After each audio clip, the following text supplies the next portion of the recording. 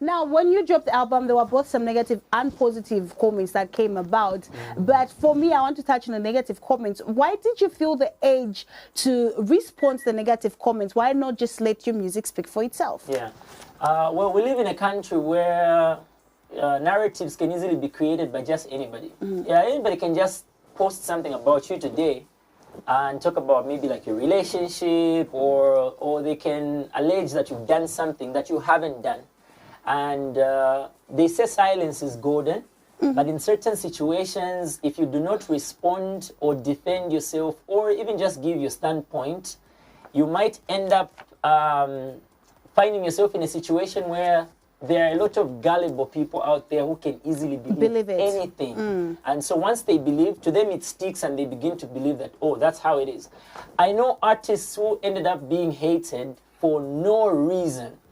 There's a line by Raf Kid where he says, is it walimpata because waliumfati bambibali impata. So because information flows like that, where you just hear, oh, uriya ala yumfa, oh really? Even the person who hasn't experienced that person begins to, you know, think in those lines, and they're like, that person ala yumfa, but you've never even experienced them. So if you as the person who is being talked about doesn't make the effort of just even like clarifying, I think then you risk sometimes even just allowing other people to dent you. But I believe that we work so hard to build these brands, and so it shouldn't be that easy for someone to just come and say, oh, what you've done here is, you know, useless, when you know that you've put in a lot of work. I celebrate my hard work because I know what it takes to get to all these levels where you're able to produce an album with a lot of songs.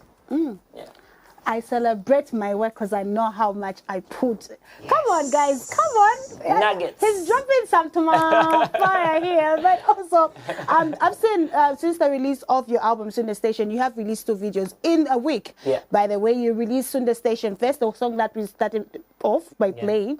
And now you also released, like 5 days ago, you released Touch and Go, which features your maps. I would like to understand, what was the rationale with this, to release 2 videos in the space of a week?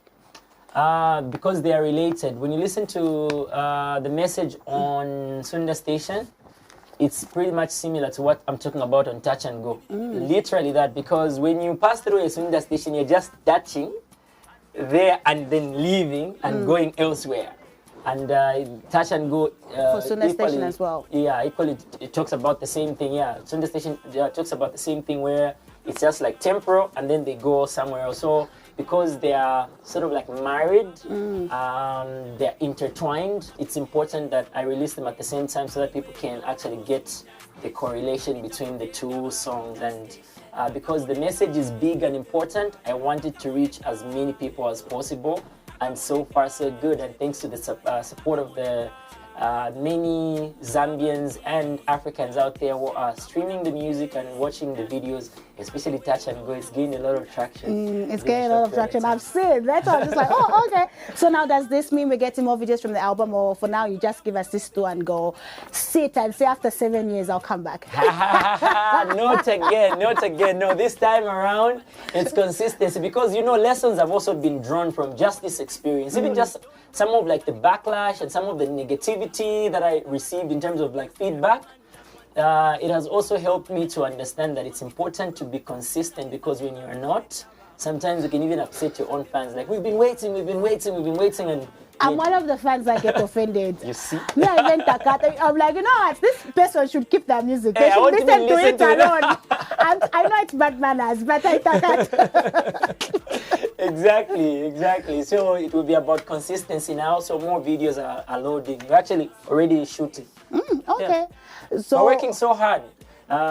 We're working hard like an upcoming artist. But also, we've touched on that. You've drawn lessons from this and know the backlash as well. Yeah. Do you think also part of this backlash came from the fact that I hate to say this, Zambians, I love you guys, but is it because do you think the Zambian audience has like their favorites that they put on a pedestal, and then there are other artists that are just like, this one we can bash, this one we cannot? Yeah, partly that could be true because in 7 years, it means that there have been new artists on the scene and there have also been new Zambian music enthusiasts. Like people who just literally just started listening to Zambian music today. There are people who say, I never used to listen to Zambian music, but I listen to Zambian music today because this artist exists or because I heard a song by this artist and then I paid attention. So that's also a big possibility. So what this in essence simply means is that I will treat myself like an upcoming artist because I'm also trying to win new fans. But I also have a lot of loyal fans, and there are a lot. When I went to the showgrounds to perform last week, and the crowd went crazy, whether it's new music or my classics, I was like, wow, I didn't know I am so loved even to this day. So that just tells me that I have a loyal fan base, but I'm also winning a new fan base. And I've seen when I hear people say, oh, I love the new song, Grass to Grace, oh, I love Touch and Go, oh, I love Sunda Station. And these are like new people on the list. I'm like, oh, I'm grateful.